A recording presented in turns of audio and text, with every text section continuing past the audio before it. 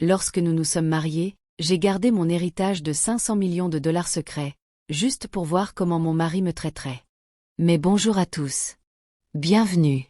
N'hésitez pas à vous abonner et à nous indiquer dans les commentaires d'où vous regardez cette histoire. Emily se réveilla avec une légère odeur de parfum qui n'était pas le sien. Elle persistait dans les draps bien après que Ryan était parti au travail. Elle resta allongée un moment, fixant le plafond, se demandant si cela venait de lui ou de quelqu'un qui l'avait côtoyé. Les faux documents d'héritage étaient restés bien en vue pendant 2 jours. Et elle pouvait déjà sentir un changement dans son attitude. Il la touchait plus, souriait plus largement, l'appelait « bébé », avec ce ton doux et facile dont elle était tombée amoureuse à leur rencontre. Mais il y avait autre chose aussi. Une étincelle agitée dans ses yeux, comme un joueur tenant un ticket gagnant et attendant le bon moment pour l'encaisser. Le jeudi soir, il rentra en costume. Ryan ne portait presque jamais de costume, sauf pour un mariage ou un enterrement. « Tu es élégant », dit Emily en le regardant desserrer sa cravate. « La réunion s'est prolongée », répondit-il en l'embrassant sur la joue. Mike et Ava voulaient discuter de certains détails. Elle garda une voix calme. « Des détails sur quoi ? » « Notre prochaine étape, » dit-il en se servant un verre. Ils ont repéré une propriété, un emplacement idéal. Avec tes ressources, on pourrait la sécuriser avant tout le monde. La marge de profit est énorme. Mes ressources, répéta-t-elle. Il sourit. Nos ressources. Je veux dire, bébé, c'est le genre de choses dont les gens rêvent. Elle prit son temps pour remuer les pattes sur le feu. Les gens rêvent aussi de ne pas faire faillite. Tu penses que je laisserai ça arriver ? Demanda-t-il en riant presque. Je pense, dit-elle lentement, que les gens font des choses étranges quand ils pensent avoir touché le jackpot. Son sourire se figea une demi-seconde avant de se reprendre. Tu réfléchis trop. Ce soir-là, Emily envoya un message à Daniel. Il insiste. On pourrait avoir quelque chose bientôt. La réponse fut rapide. Reste calme. Laisse-le s'enfoncer tout seul. Le samedi matin, Ryan proposa d'aller bruncher. Ils entrèrent dans un café animé, et elle remarqua à quel point il regardait souvent son téléphone. Quand il vibra, il s'excusa et sortit. Par la fenêtre, elle le vit parler à quelqu'un, les épaules penchées en avant, l'air intense. Il revint quelques minutes plus tard, souriant comme si de rien n'était. « C'était à propos de quoi ? » demanda-t-elle. « Mike, » répondit-il. Il a juste confirmé que la propriété est toujours disponible.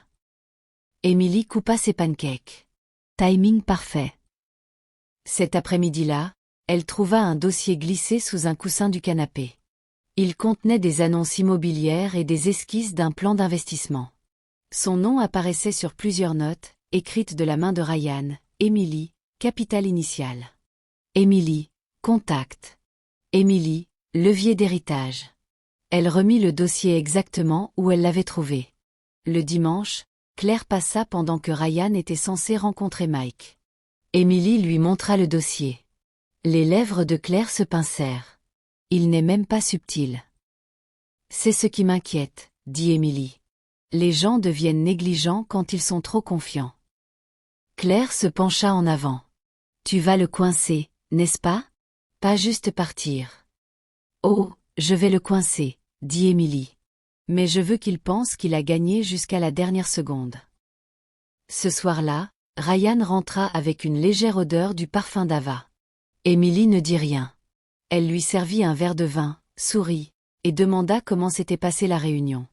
Il lui dit qu'ils étaient prêts à avancer et qu'ils n'avaient besoin que de son approbation. Le lundi matin, elle la lui donna. En quelque sorte. Si on fait ça, lui dit-elle autour d'un café, je veux comprendre chaque détail. Papier, contrat, où va l'argent, tout. Il hocha la tête rapidement. Bien sûr. Je demanderai à Ava d'envoyer les documents. Bien, dit Emily. Et je les ferai vérifier par mon avocat. Cela le fit hésiter. On a besoin d'un avocat pour ça. Oui, dit-elle fermement. S'il s'agit de millions, oui. Il força un sourire. D'accord, tout ce qui te met à l'aise. 2 jours plus tard, Ava elle-même apporta les documents. Elle salua Émilie avec un sourire tout en dents, sans chaleur. Ryan m'a dit que tu avais un esprit vif, dit-elle. Émilie rendit un sourire juste assez poli. J'essaie. Les documents étaient denses et volontairement confus. Enfouis dans les petites lignes, une clause transférait l'intérêt majoritaire de la propriété et des actifs associés à une entreprise enregistrée au nom d'Ava. Émilie passa la nuit à lire chaque page 2 fois. Le jeudi, elle avait un plan.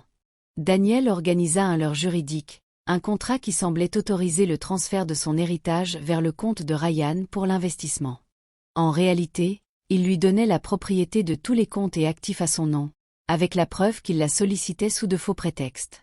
Quand elle le présenta le vendredi matin, Ryan ne le parcourut même pas. Il signa avec assurance, souriant comme un homme qui venait de sécuriser son avenir. « Tu me remercieras un jour pour ça », dit-il en lui baisant la main. « Je suis sûre que oui », répondit-elle. Ce soir-là, Daniel attendait à 2 pâtés de maison avec un contact de la police qui avait accepté d'être présent lorsque le piège se refermerait. Émilie envoya un message à Ryan depuis la cuisine. « Viens t'asseoir avec moi. Je veux porter un toast à notre avenir. » Il entra, se servant un grand verre de whisky. « À notre avenir », dit-il en levant son verre. On frappa fort à la porte, de manière délibérée. Ryan fronça les sourcils, puis ouvrit pour voir Daniel à côté d'un officier en uniforme. « Qu'est-ce que c'est » demanda Ryan. Émilie resta assise, la voix calme. « C'est moi qui te remercie d'avance, Ryan. Pour m'avoir montré exactement qui tu es. » L'officier s'avança. « Monsieur Cole, nous devons vous accompagner.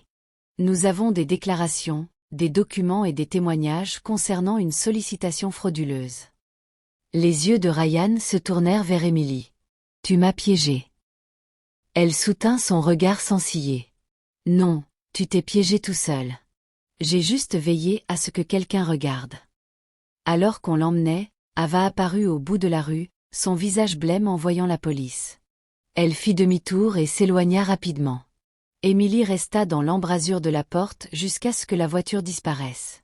Puis elle ferma la porte, la verrouilla et s'y appuya un long moment. Elle pensa à son père, à la promesse qu'elle s'était faite, et à quel point elle avait failli tout perdre. Pas l'argent, mais sa paix. La maison était silencieuse. Trop silencieuse. Elle alla à la cuisine, se servit un petit verre de vin et s'assit seule à la table. Les documents prouvant les intentions de Ryan étaient soigneusement empilés à côté d'elle. Elle n'avait pas besoin de les relire. Elle connaissait chaque mot. Elle savait aussi que ce n'était pas fini. Les hommes comme Ryan n'abandonnaient pas facilement, mais elle n'avait plus peur. Il avait joué sa main, et elle avait encore les cartes gagnantes. Si vous n'êtes pas encore abonné, j'aimerais que vous rejoigniez notre communauté en cliquant sur le bouton d'abonnement. À travers nos histoires, nous construisons de l'espoir et offrons un avenir aux enfants et aux femmes victimes d'abus dans le monde entier. Motivez-nous en vous abonnant et en activant la cloche de notification. Dites-nous aussi dans les commentaires d'où vous nous regardez et comment cette histoire vous a touché. Émilie ne dormit pas la nuit où Ryan fut emmené. Elle resta à la table de la cuisine, la lampe projetant un cercle de lumière douce sur les documents qu'il avait signés. Sa tasse de thé, intacte, avait refroidi. Le silence dans la maison était pesant. Chaque grincement du bois ou bourdonnement du réfrigérateur résonnait comme un écho dans une caverne vide. Elle se répétait qu'elle devrait ressentir du soulagement. Elle avait maintenant une preuve légale qu'il avait tenté de la frauder. Le contrat qu'il avait signé, pensant qu'il s'agissait d'un transfert de son supposé héritage, était inattaquable. Son avocat l'avait examiné 2 fois et confirmé qu'il lui donnait la propriété de tout ce qui était à son nom. Mais au lieu du soulagement, il y avait ce vide lancinant. À 9 heures du matin, Daniel appela. Sa voix était stable, mais elle perçut la prudence. « Il est sorti sous caution, » dit-il. « Ava a payé. Je parie qu'il viendra te voir. Il va essayer de renverser la situation, te faire douter de toi. » Émilie ne s'y a pas. Bien. Qu'il essaie. À midi, elle entendit sa voiture se garer. Elle ne se précipita pas à la porte. Elle l'observa depuis la fenêtre alors qu'il restait assis une minute entière, fixant le volant. Quand il sortit enfin, sa chemise était froissée, ses cheveux en désordre, mais sa démarche conservait encore un léger swagger, moins confiant qu'avant, mais pas brisé. Il frappa doucement à la porte, presque comme une excuse. Émilie ouvrit et le vit, sans fleurs, sans offrande de paix, juste le poids de son expression. « Et M, dit-il d'une voix basse. On peut parler. » Elle s'écarta et lui fit signe d'entrer. Il alla dans la cuisine, ses yeux tombant sur la table où reposait encore le document signé. « Je peux tout expliquer, » commença-t-il, les mots rapides et répétés. « Je suis sûr que tu peux, » dit-elle en s'asseyant en face de lui. « Ce n'était pas ce que ça semblait, » dit-il. « Mike et Ava, ce sont des arnaqueurs. Je pensais pouvoir les utiliser. J'essayais de faire quelque chose pour nous. Oui, peut-être que je m'y suis mal pris, mais je te jure que je n'allais pas te faire de mal. » Émilie garda un ton calme. « Pas me faire de mal? Tu prévoyais de vider mes comptes. » Sa mâchoire se contracta. « Tu avais de l'argent tout ce temps, Émilie. Tu m'as laissé croire qu'on vivait de salaire en salaire pendant que tu étais assise sur une fortune. Qui fait ça à quelqu'un qu'il prétend aimer? Je l'ai fait pour voir si l'homme que j'ai épousé se souciait de moi ou de la taille de mon compte en banque. Devine quelle réponse j'ai eue. » Il se pencha en avant, sa voix durcissant. « Tu penses que tu es si maligne? Tu ne réalises pas que tu t'es fait des ennemis maintenant. Ava n'est pas quelqu'un que tu peux humilier sans conséquence. » Émilie ne broncha pas. Le problème d'Ava, c'est le problème d'Ava. Elle ne peut pas m'atteindre, et toi non plus. Les yeux de Ryan vacillèrent. Pas de la colère cette fois, mais quelque chose de plus froid, calculateur. Tu penses avoir gagné? À la seconde où tu as fait ça pour prouver quelque chose, tu as perdu. Tu n'es pas intouchable. Elle fit glisser les papiers vers lui. Tu as déjà signé tous tes actifs à mon nom. Ce n'est pas une opinion. C'est un fait juridique. Tu voulais jouer au requin des affaires, Ryan. Eh bien, tu as signé tout l'aquarium. Il fixa le document, la vérité s'abattant par fragments sur son visage. Qu'est-ce que tu vas faire avec ça? Rien qui te plairait, répondit-elle. Il ricana, se renversant en arrière. Tu ne me détruiras pas. Tu n'es pas ce genre de personne. La voix d'Émilie était glaciale. Non, je suis le genre de personne qui ne donne pas de seconde chance à ceux qui plantent des couteaux dans mon dos. Ils restèrent silencieux un moment. Puis Ryan tenta de nouveau le charme. On peut arranger ça. Oublie Ava. Oublie Mike. On peut laisser ce désordre derrière nous et recommencer. Juste toi et moi. Elle secoua lentement la tête. Tu veux que je croie que tu changerais alors que tu n'as même pas présenté d'excuses. Je m'excuse maintenant, dit-il rapidement. Non, dit-elle en se levant. Tu négocies, et je ne suis pas à vendre. Elle marcha jusqu'à la porte d'entrée et l'ouvrit. Pendant un instant, il ne bougea pas. Puis il se leva, ramassa les papiers, les froissa dans son poing et les jeta par terre. Il passa devant elle en murmurant « Tu le regretteras » et sortit en plein jour. Émilie verrouilla la porte et s'y appuya.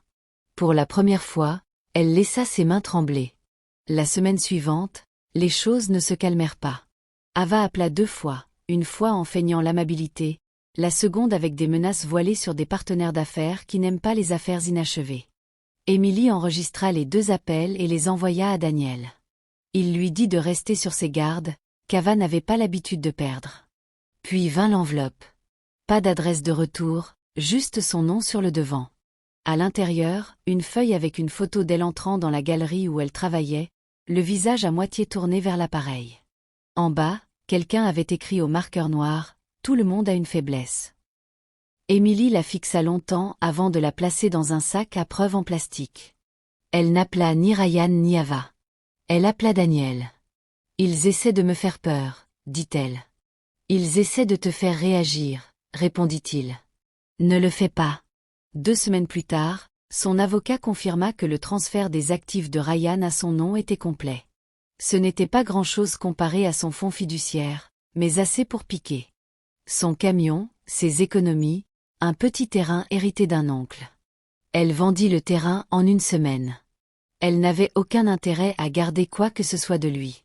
Le lendemain de la vente, Ryan réapparut. Cette fois, il ne frappa pas. Elle le trouva assis sur les marches de l'entrée en rentrant du travail. Ses yeux étaient fatigués mais brûlaient d'une intensité qui lui noua l'estomac. « Je veux récupérer une chose, » dit-il alors qu'elle approchait. « Tu n'as plus le droit de vouloir quoi que ce soit de moi, » répondit-elle en déverrouillant la porte. Il se leva et bloqua son chemin. « Le camion. L'argent, je m'en fiche. Je veux juste mon camion. »« Tu l'as signé, » dit-elle platement. « Il est déjà vendu. » Sa mâchoire se crispa. « Ça t'amuse, n'est-ce pas ? » « Pas du tout, » dit-elle en le contournant. « Mais j'en ai fini avec la personne que tu penses pouvoir manipuler. » Pendant une seconde, elle crut qu'il allait la suivre à l'intérieur, mais il ne le fit pas. Au lieu de cela, il rit, bas et amer, et s'éloigna. Le divorce fut finalisé un mois plus tard. Sur les marches du tribunal, Ryan tenta une dernière fois. « Tu fais une erreur. Tu finiras seul avec ton argent et rien d'autre. » Émilie sourit légèrement. « Je préfère être seule avec mon argent qu'avec quelqu'un qui me voit comme un compte en banque avec un pouls. » Claire vint ce soir-là avec de la nourriture à emporter et 2 bouteilles de vin. « Tu sembles plus légère, » dit-elle entre 2 bouchées.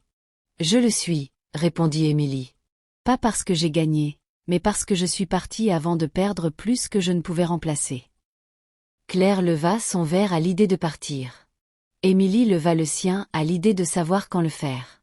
Dans les semaines qui suivirent, elle retrouva son art avec une concentration qu'elle n'avait pas ressentie depuis des années. Elle commença une nouvelle peinture.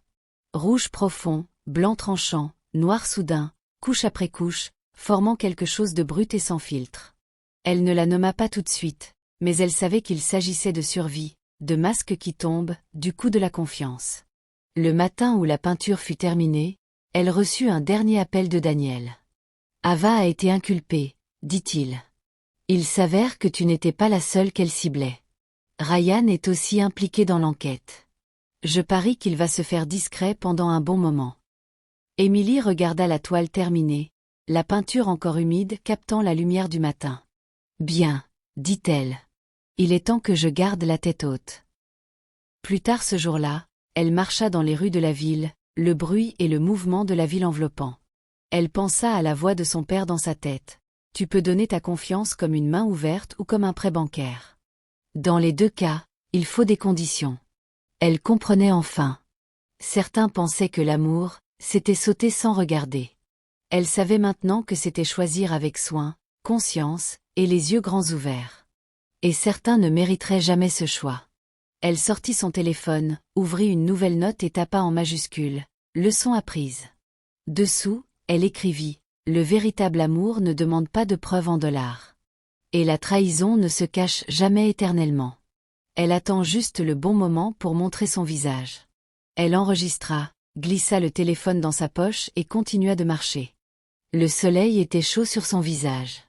La rue devant elle était ouverte, et pour la première fois depuis longtemps, elle ne regardait pas en arrière.